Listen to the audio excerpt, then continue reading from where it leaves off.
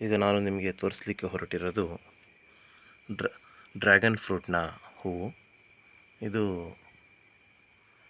ನೋಡಲಿಕ್ಕೆ ಸೇಮ್ ಬ್ರಹ್ಮಕಮಲದ ಹೂವಿನ ಥರನೇ ಕಾಣ್ತದೆ.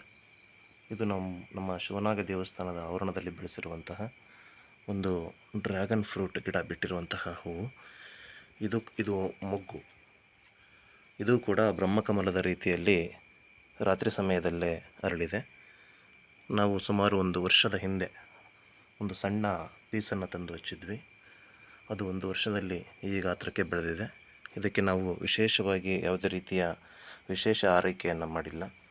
ಎಲ್ಲ ಗಿಡಗಳ ಥರನೇ ಸಾಮಾನ್ಯ ಮಣ್ಣಲ್ಲಿ ಸಾಮಾನ್ಯವಾಗಿ ಇದನ್ನು ನಾವು ಬೆಳೆಸಿದ್ದೇವೆ. ಈ ರಾತ್ರಿ ಈ ರೀತಿಯಾಗಿ ಒಂದು ಮೊದಲ ಹೂವು ಅರಳಿದೆ. ಇದು ಬ್ರಹ್ಮಕಮಲದ ಥರನೇ ಕಾಣ್ತದೆ, ಆದರೆ ಇದು ಡ್ರ್ಯಾಗನ್ ಫ್ರೂಟ್ನ ಹೂವು.